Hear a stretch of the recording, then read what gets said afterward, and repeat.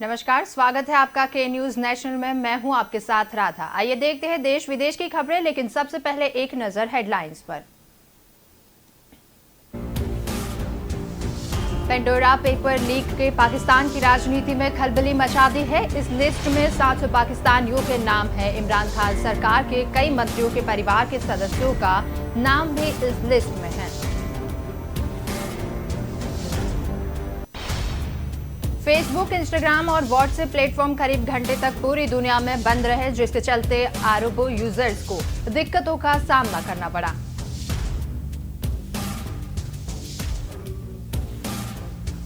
Drugs के मामले में गिरफ्तार शाहरुख खान के बेटे आर्यन खान को 7 अक्टूबर तक एनसीबी की कस्टडी में रहना होगा। सोमवार मुंबई की किला कोर्ट में सुनवाई के दौरान एनसीबी ने 11 अक्टूबर तक रिमांड मांगी थी। कोरोना संक्रमण की तीसरी लहर को लेकर Indian council of medical research ने बड़ी चेतावनी जारी की है। आईसीएमआर ने मध्य प्रदेश, हिमाचल प्रदेश सहित 9 राज्यों के लिए अलर्ट जारी किया है। प्रमोशन के रिजर्वेशन के मुद्दे पर सुप्रीम कोर्ट ने आज से फाइनल सुनवाई शुरू की होगी। इससे पहले पिछले सप्ताह हुई सुनवाई कोर्ट ने सभी राज्यों को उन्हें यहां आने की कानूनी अड़चनों को लेकर सवाल किया था।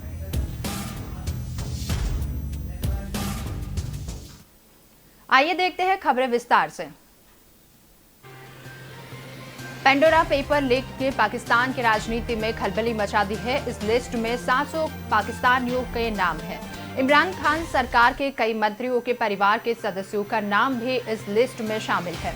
इनमें जल संसाधन की मंत्री मुनीस इलाही, उद्योग मंत्री खुसरो बख्तियार, वित्त मंत्री शौकत तासीन और सांसद फैसल वावरा शामिल भी हैं। नेताओं के अलावा लिस्ट में सेना के अधिकारियों का नाम भी शामिल है। इंटरनेशनल ऑफ इन्वेस्टिगेशन जर्नलिस्ट के खुलासे के बाद पाकिस्तान के विपक्ष ने सरकार को घेरना शुरू किया।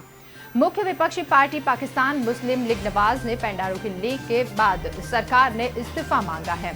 पार्टी ने कहा कि इमरान खान का नाम पेंडोरा पेपर्स में लीक हो सकता है, लेकिन इससे पहले तोशखाना के लिए भी उसका नाम आया था। इसीलिए इमरान को अपने पद से फौरन इस्तीफा दे देना चाहिए। रिपोर्ट सामने आने के बाद पाकिस्तान पीएम इमरान खान ने सफाई दी है। उन्होंने कहा कि लिस्ट में जिन जिन लोगों का नाम सामने आया है उनकी जांच कराई जाएगी। दोषियों के खिलाफ बड़ा एक्शन लिया जाएगा। तो इमरान ने इंटरनेशनल कम्युनिटी से इस मसले को जलवायु परिवर्तन की तरह गंभीरता से लेने की भी अपील की है।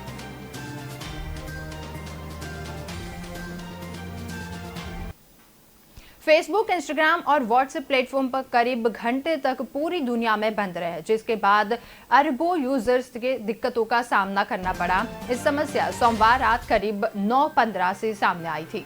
इसके बाद लोगों ने तुरंत ट्विटर पर प्रतिक्रियाएं देनी शुरू कर दी। इस आउटेज का असर अमेरिकी बाजार में फेसबुक के शेयर पर भी दिखा और कंपनी के शेयर 6% से भी गिर गए थे। बता रहे कि दुनिया भर में फेसबुक के 2 अरब से भी ज्यादा मंथली एक्टिव यूजर है, वही व्हाट्सएप के 2 अरब और इंस्टाग्राम के 1 अरब से भी ज्यादा यूजर है। आउटलेट की समस्या कई घंटे बीतने के बाद बनी रही। ऐसे में लोग मैसेज भी पा रहे थे और वही ही रिसीव कर पा रहे थे। बताया जा रहा है कि कंपनी के सर्वर डाउन होने की वजह से यह दिक्कत आई थी। फेसबुक और व्हाट्सएप ने दी हुई सफाई। फेसबुक, व्हाट्सएप और इंस्टाग्राम तीनों का मालिकाना एक है। फेसबुक की सर्विस ठप होने के बाद फेसबुक ने कहा था कि कुछ लोगों के ऐप इस्तेमाल करने में दिक्कत हो रही है। हम इसके लिए माफी मांगते हैं। जल्द ही समस्या को ठीक किया जाएगा। वहीं व्हाट्सएप की एक और सोशल मीडिया पर जारी बयान में कहा था कि हमें पता है कि इस समय कुछ लोगों को समस्या आ रही है। अपने धैर्य के लिए धन्यवाद। फेसबुक डाउन होने के मामले में बहुत कम सामने आते हैं, लेकिन फिर भी ऐसा होने पर दुनिया पर सोशल मीडिया यूजर्स का काफी असर पड़ता है, क्योंकि तीनों बड़े सोशल मीडिया प्लेटफॉर्म फेसबुक के ही है। कंपनी इस तरह के स्लो डाउन के बारे में कोई जानकारी नहीं देती, न इसका कोई कारण बताती।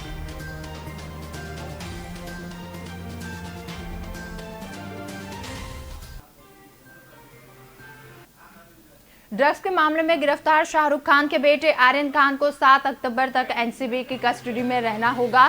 सोमवार की मुंबई की किला कोर्ट में सुनवाई के दौरान एनसीबी ने 11 अक्टूबर तक रिमांड मांगी थी। हालांकि कोर्ट ने आर्यन और उसके साथ गिरफ्तार अरबाज मर्चेंट को मुनमुन धमीजा को 7 अक्टूबर तक रिमांड मंजूर किया है। अन्य 5 आरोपियों विक्रांत छोकर, इशमित सिंह, नुपुर सारिका, गोमी चोपड़ा और मोहक जसवाल को भी 7 अक्टूबर तक एनसीबी की रिमांड पर भेज दिया गया है।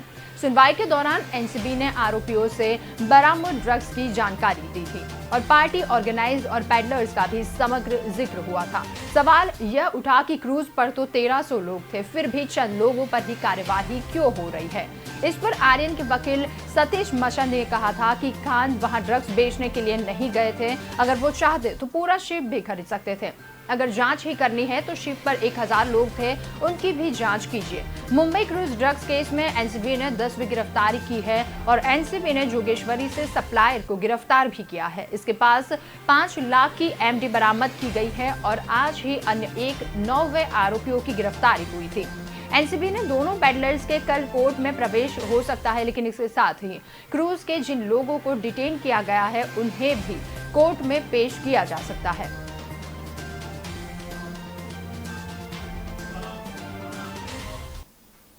कोरोना संक्रमण की तीसरी लहर को लेकर Indian council of medical research ने बड़ी चेतावनी जारी की है। आईसीएमआर ने मध्य प्रदेश, हिमाचल प्रदेश सहित 9 राज्यों के जिले अलर्ट जारी किया है। काउंसिल ने अलग अलग 8 सप्ताह यानी कि 2 महीने बेहद सतर्क रहने की बात की है। एक्सपर्ट ने भी तीसरी लहर के लिहाज से अगले 2 महीने का अहम मानकर चल रहे हैं और इसमें सबसे ज्यादा खतरा बच्चों और वैक्सीन नहीं लगवाने वाले लोगों को बताया जा रहा है। कोरोना की दूसरी लहर का असर कम होने के बाद स्कूल, कॉलेज और बाजार खुल गए हैं। त्योहारों में बाजारों और मंदिरों में बड़ी भीड़-भाड़ बढ़ने पर कोरोना प्रोटोकॉल का पालन मुश्किल हो सकता है। मध्य प्रदेश में अभी 10 से 12 कोरोना के मामले सामने आ चुके हैं और इसी कारण से लोग लापरवाही दिखा रहे हैं। इसके संक्रमण का खतरा और बढ़ गया है तो आईसीएमआर की तरफ से मध्य प्रदेश, हिमाचल प्रदेश, मिजोरम, हरियाणा, गुजरात, झारखंड, गोवा, तमिलनाडु और पश्चिम बंगाल के लिए कोरोना की तीसरी लहर को लेकर अलर्ट जारी किया गया है। भोपाल एम्स के डायरेक्टर डॉक्टर सरमन सिंह ने कहा कि कोरोना की तीसरी लहर का आना नहीं जाना जनता पर निर्भर है। यदि सभी लोग वैक्सीन लगवा ले तो कोविड प्रोटोकॉल का पालन करें तो तीसरी लहर को रोका जा सकता है। 1-2 केस भी सक्रिय रहने पर तीसरी लहर के आने की आशंका है। उन्होंने कहा कि बच्चों के लिए अभी वैक्सीन नहीं आई है, इसीलिए नॉन वैक्सीनेटेड और बच्चों को खतरा सबसे ज्यादा है।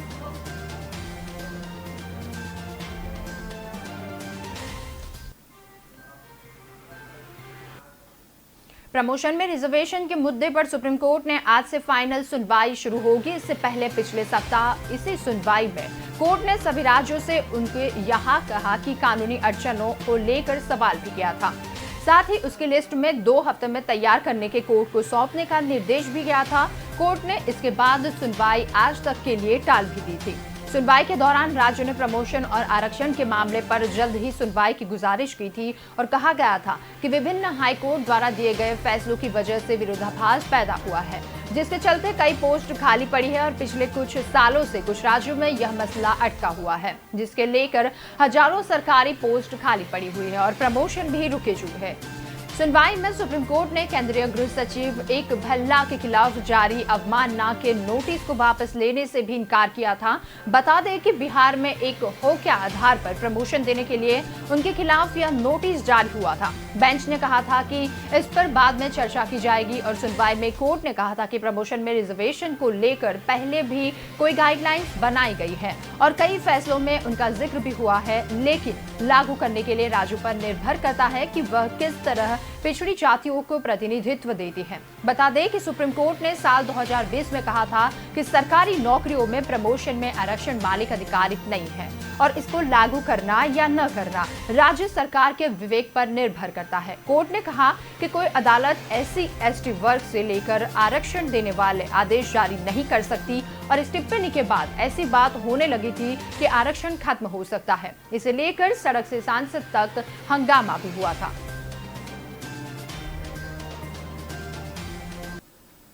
फिलहाल वक्त हुआ एक ब्रेक का। ब्रेक के बाद फिर से मिलेंगे।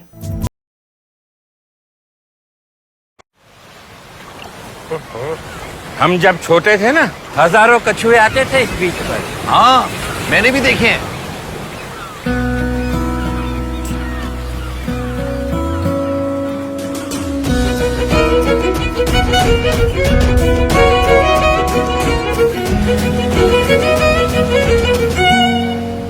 क्या कर रहे हो बेटा? कछुओं के लिए जगह बना रही हूँ ताकि वो दोबारा वापस आ सके।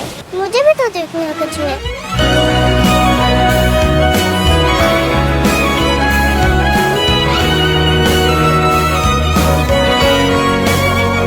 अगर कल को बदलना है तो पहले खुद को बदलना पड़ेगा। सर्फ एक्सेल में हमने भी की है एक शुरुआत खुद को बदलने की। Surf excel matic liquid 100% eco friendly actives के साथ मुश्किल दाग निकाले और पर्यावरण का भी रखें ख्याल।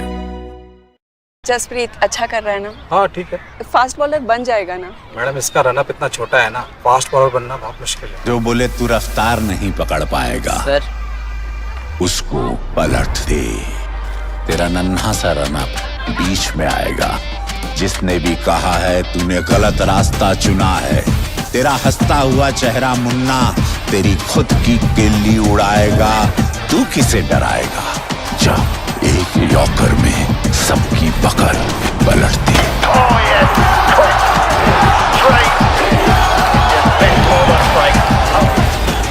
थम्स अप, तूफान वही जो सब पलट दे। ब्रेक के बाद स्वागत है आपका। आइए देखते हैं आगे की महत्वपूर्ण खबरें। उत्तर प्रदेश के लखीमपुर खीरी में हुई हिंसा के मामले सुप्रीम कोर्ट ने बड़ी टिप्पणी जारी की है। कोर्ट ने कहा कि कब ऐसी दुर्भाग्यपूर्ण घटना होती है तो कोई भी जिम्मेदारी लेने को तैयार नहीं होता है।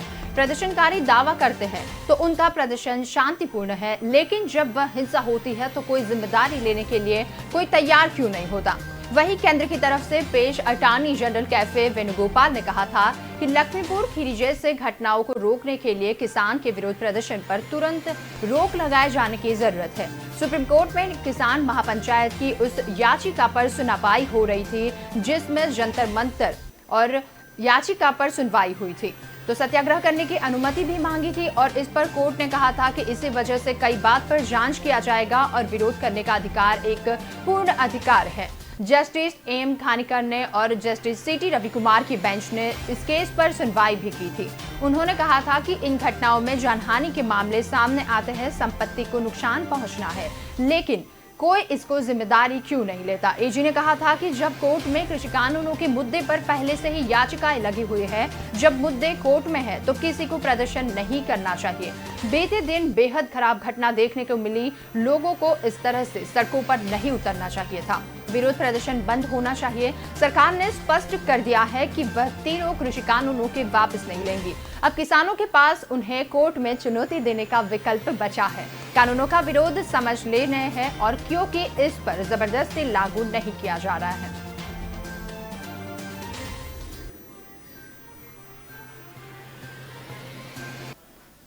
बीजेपी के राज्यसभा सांसद डॉक्टर करोड़ीलाल मीणा और शिक्षा मंत्री गोविंद सिंह डोटासर एक बार फिर आमने सामने हो गए।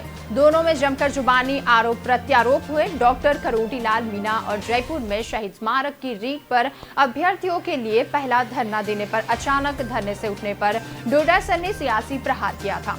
उन्होंने कहा था कि बीजेपी की प्रदेश प्रभारी अरुण सिंह की फटकार के बाद डॉक्टर करोड़ीलाल धर से तुरंत ही उठ गए थे। अब बताएं कि वो छात्रों के लिए धरना दे रहे थे या अपनी नेतागिरी चमकाने के लिए छात्रों को गुमराह कर रहे थे। वहीं दूसरी ओर डॉक्टर करोड़ीलाल मीणा ने भी पलटवार करते हुए जवाब दिए और आरोप लगाए कि रेड पेपर लीक के तार शिक्षा राज्य मंत्री गोविंद सिंह डोटासर के विधानसभा क्षेत्र में लक्ष्मण नगर से जुड़े हैं। उन्होंने चेताया कि मेरा आंदोलन स्थगित हुआ है, खत्म नहीं हुआ। रेट में धांधली और पेपर लीक के आरोप पे सीबीआई जांच करने की मांग करने वाले बीजेपी सांसद डॉक्टर करोड़ीलाल मीणा पर पीसीसी चीफ और शिक्षा राज्य मंत्री गोविंद सिंह डोटासर ने सियासी हमला किया था।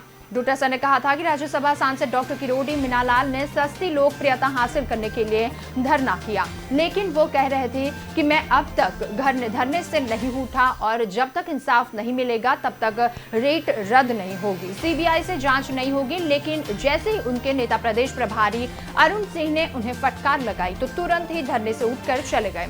डोटासर ने आरोप लगाया कि करोड़ीलाल मीणा के साथ धरने पर बैठे लोग रीट के अभ्यर्थी नहीं थे बल्कि उनके ही कार्यकर्ता थे।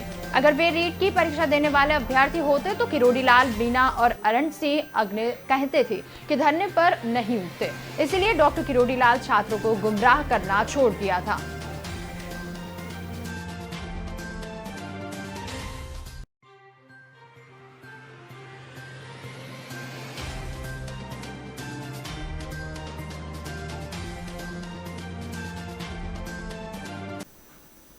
लखीमपुर खीरी में केंद्रीय मंत्री के बेटे की गाड़ी से किसानों को कुचल जाने की हिंसा के बाद सियासत गर्मा हुई है।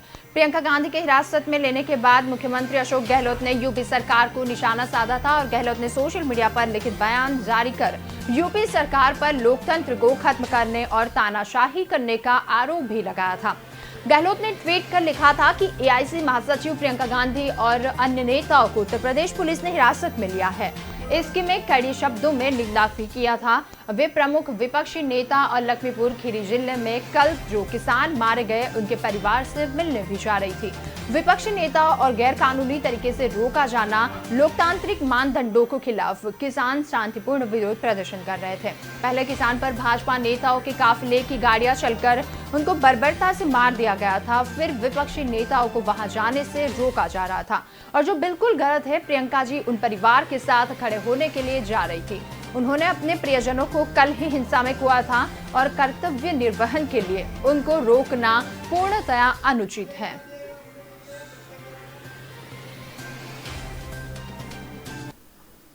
राजस्थान पुलिस ने गैंगस्टर बनकर महिला डकैत को गिरफ्तार किया। यह महिला श्री बालाजी ज्वेलर्स में डकैती की वारदात में शामिल थी। मैलापुर इलाके में 17 अक्टूबर 2020 में लूट हुई थी। जयपुर पुलिस ने उसे आगरा से गिरफ्तार किया है। वहीं नेपाल में फरारी काट रही थी और पुलिस ने गैंग महिला के सदस्य की जरूरत बता के जहां से मिल लिया था और फिर जब वह नेपाल से भारत आई तो उन्हें गिरफ्तार किया गया था। डीसीपी प्रदीप मोहन शर्मा ने बताया कि गिरफ्तार ईर्षा परियान उर्फ इशू से उर्फ निशा बिट्टू है, लेकिन वह नेपाल में वार्ड नंबर 13 नगरपालिका रत्ननगर जिला चिंतवन में रहती है। कभी कभी दिल्ली में मालवीय नगर थाना क्षेत्र में प्लॉट नंबर 23 में खिड़की से भी रहती है और ईशा परियार में भारत ने अपना नाम व पहचान कर बदल कर रहती है। वही देश में अलग अलग राज्यों में डकैती व लूट करना वारदात नेपाल भी भाग जाती है और नेपाल में वह कहती रहती है कि इसका पता उसकी गैंग के सदस्यों को भी नहीं रहता। साथियों के इंटरनेट कॉलिंग के जरिए संपर्क में भी रहती है और जयपुर में मुल्लीपुरा हरियाणा के करनाल में डकैती और लूट की 3 वारदातों को अंजाम देकर नेपाल भाग चुकी थी। पुलिसकर्मियों ने सोशल मीडिया पर तलाश की सुराग महिला की वही नेपाल में है और उसे भारतीय बुलाने की पुलिसकर्मियों के जाल बिछाया है। पुलिस वालों ने खुद ही राजस्थान का बड़ा गैंगस्टर बताया है। कहा कि जयपुर में एक बड़ी लूट को अंजाम देने के लिए गैंग में महिला सदस्य की जरूरत है। हाल ही में 1 करोड़ की लूट की वारदात को हम लोगों ने अंजाम दिया और हमारे साथ ही काम करे, अपने मर्जी से मुताबिक अपना हिस्सा ले सकती है। ईशा लाश में फंस गई थी और नेपाल में बस कर बैठकर भारत आ गई थी। 30 सितंबर को मुल्लीपुरा थाने में कांस्टेबल मुकेश कुमार को सूचना भी मिली थी। ईशा 2 अक्टूबर को सुबह नेपाल में बस में बैठकर 3 अक्टूबर आगरा पहुंची थी। जयपुर पुलिस की टीम आगरा से पहले पहुंच गई थी।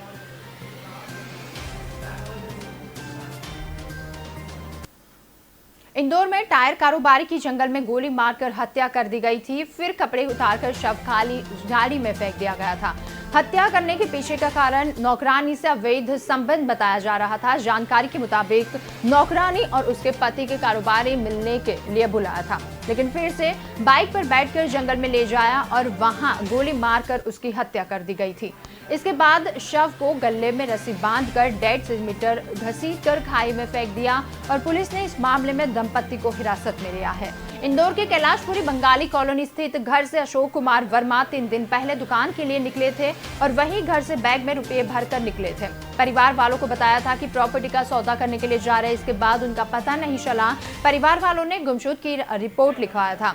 एएसपी राजेश रघुवंशी के अनुसार सोमवार सुबह ग्रामीणों ने जंगल की खाई में शव पड़े होने की सूचना भी दी थी और यह कही गई व्यापारी अशोक वर्मा के नाम सुनने में भी आया था। शव देखकर यह प्रतीत हुआ था कि 2 से 3 किलोमीटर पुराना है और शव से 1.5-2 मीटर व्यापारी के कपड़े मिले थे। पुलिस ने इस मामले पर जांच पड़ताल शुरू कर देवास नाम का पेट्रोल पंप सीसीटीवी में कारोबारी अपनी कार पार्किंग करते हुए भी दिखे थे। इसके बाद वह महिला आरोपी ब्रिजेश और उसके पति राजकुमार चढ़ार के साथ बाइक जाते हुए दिखे। पुलिस ने इस फुटेज, मोबाइल लोकेशन और कॉल डिटेल के आधार पर ब्रिजेश को पकड़ा और उसकी हत्या करने की बात भी स्वीकार की थी।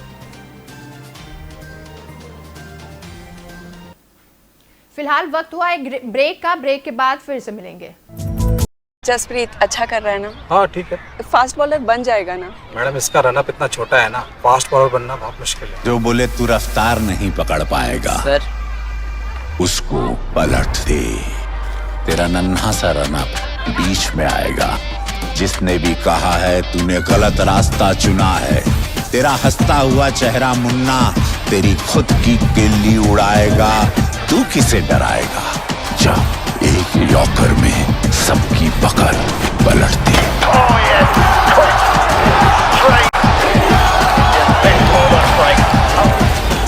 थम्स अप, तूफान वही जो सब पलट दे।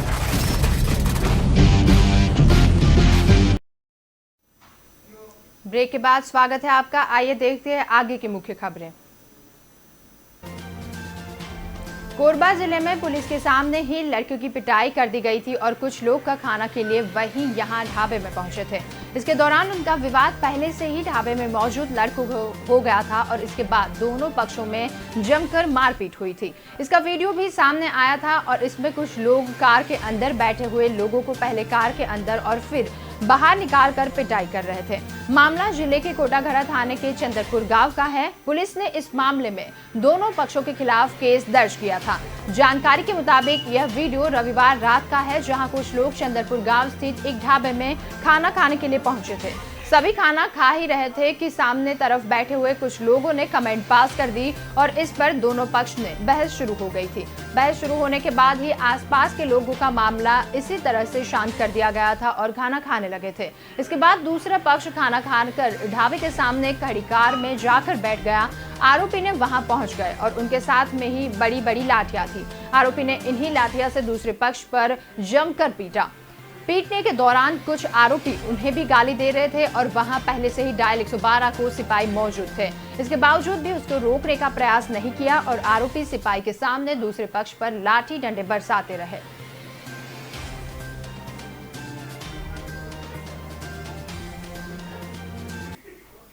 रतलाम कलेक्ट्रेट परिसर में सोमवार को एक अलग ही नजारा देखने को मिला था, जहां सैलाना से छात्रावास शिफ्टिंग और पढ़ाई की समस्या को लेकर रतलाम पहुंची आदिवासी छात्राओं को कलेक्टर कुमार पुरुषोत्तम ने समस्या का समाधान के साथ ही चाय पार्टी भी दी थी। 25 किलोमीटर से दूर जिला मुख्य मंत्रालय पर पहुंचे इन छात्राओं को बस की व्यवस्था कर वापस घर भिजवाया गया था। कलेक्टर के द्वारा अचानक से ही की गई मेहमान नवाजी से छात्राएं अभिभूत नजर आई थी। कलेक्टर को जाते जाते धन्यवाद भी दिया था। सभी छात्राएं खुद के खर्च से कलेक्ट्रेट पहुंचती और कलेक्ट्रेट के नवीन छात्रावास शिफ्टिंग और छात्राओं की समस्याओं का समाधान 9 तारीख तक करने का निर्देश भी संबंधित अधिकारियों को दिया था। दरअसल सोलाना स्थित कन्या शिक्षा परिसर की छात्राएं नवीन छात्रावास भवन में शिफ्टिंग की मांग कर लेकर कलेक्ट्रेट पहुंची थी। कलेक्टर कुमार पुरुषोत्तम से मुलाकात होने पर कलेक्टर ने छात्राओं की समस्या सुनकर उसका समाधान 9 अक्टूबर तक करने का निर्देश उपसंचालक आदिवासी कल्याण विभाग और PIU के अधिकारियों को दिया था। इसके बाद कलेक्टर कुमार पुरुषोत्तम ने छात्राओं को कैफे हाउस भेज दिया और उन्हें चाय नाश्ता करवाया और सलाना वापस जाने के लिए बस की व्यवस्था भी करवाई थी।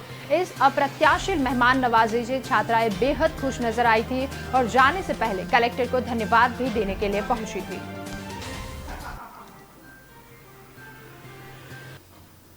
इंदौर सांसद शंकर लालवानी की गाड़ी का खंडवा लाचान काट दिया गया था और यहां पर लोकसभा उपचुनाव के संबंध में आए थे। इस दौरान करीबी की यहां भोजन करने के लिए चले गए और उनकी गाड़ी में नेम प्लेट नहीं लगी थी। गाड़ी ने नो एंट्री भी लिखा था और उसके आचार संहिता उल्लंघन मानने ट्रैफिक इंचार्ज 1500 रुपए का चालान भी काट दिया था। वाहन लॉक करते हुए देखे सांसद के करीबी भड़क उठे थे और इसके बाद सांसद लालवानी बाइक पर बैठकर रवाना हो गए थे। उपचुनाव के बाद बीजेपी नेताओं ने समान इंदौर सांसद शंकर लालवानी ने खंडवा में डेरा डाल रखा था।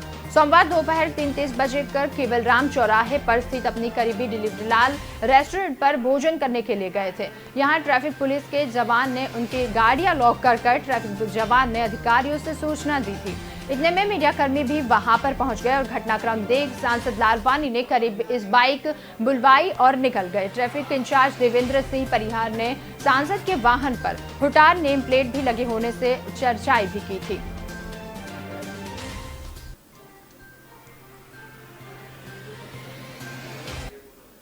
मध्य प्रदेश के खंडवा में एक प्राइवेट स्कूल में फीस जमा नहीं करने पर 150 स्टूडेंट को बाहर निकाल दिया गया था और सभी को 1.5 घंटे तक बाहर खड़ा रखा था। मामला द डिमांड एजुकेशन सोसाइटी द्वारा संचालित अरविंद कुमार नितिन कुमार स्कूल का है। बच्चे सुबह क्लास में पहुंचे तो उन्हें बाहर कर दिया गया था। इसकी सूचना पेरेंट्स को भी मिली थी, तब वे स्कूल पहुंचकर हंगामे करने लगे। करीब 8:30 बजे के मौके पर पहुंची डायल 100 पर थाना कोतवानी पुलिस ने पेरेंट्स को धमकी दी थी और बेमतलब बेकार करोगे तो अंदर कर दोगे। पेरेंट्स का आरोप है कि कोरोना संक्रमण के बीच बच्चों को एक साथ एक ही स्थान पर एकजुट करने वाले स्कूल प्रबंधन खिलाफ दोपहर को एक क्राइसिस एक्ट में केस दर्ज नहीं किया गया था। बच्चों के स्वास्थ्य और भविष्य से घबराए हुए पेरेंट्स ने घर और रिश्तेदारों को फोन कर रुपये मंगवाए थे। कैश काउंटर पर फीस जमा करवाई, पेरेंट्स ने स्लिप दिखाई, तब बच्चों को क्लास में प्रवेश दिया गया था। पेरेंट्स ने बताया कि यहाँ पे पढ़ने वाले सभी बच्चों के परिजन मजदूर और गरीब परिवार से हैं। सरकारी स्कूल में पढ़ाई नहीं होती, इसीलिए यहाँ दाखिला करवाया था। कोरोना काल में स्कूल बंद रहने पर भी उन्होंने स्कूल की फीस चुकाई है। अब स्कूल खुले और पढ़ाई भी ढंग से शुरू नहीं हुई कि मनमानी पर उतर आए। हम 2 दिन अवकाश के बाद 11 बजे के बाद बैंक खुलते हैं और फीस भरने के लिए आ रहे थे, लेकिन सुबह बच्चों को स्कूल से निकाल दिया गया था।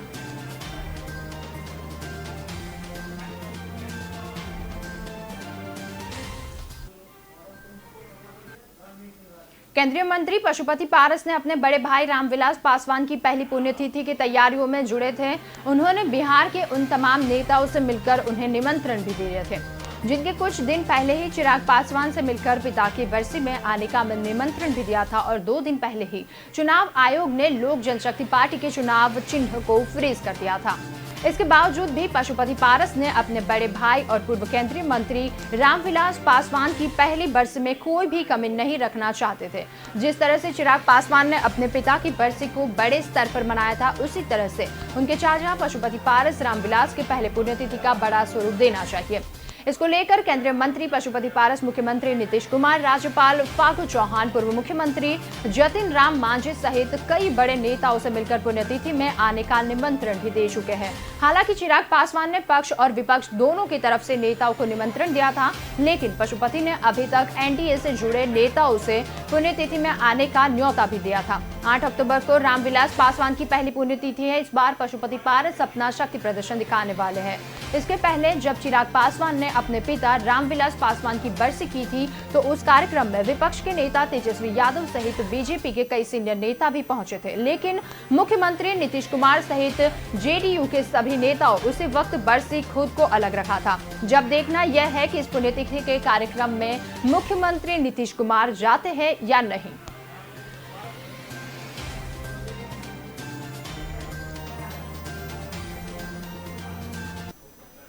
फिलहाल बस इतना ही। ज्यादा समाचार के साथ फिर से मिलेंगे, तब तक इजाजत दीजिए। नमस्कार।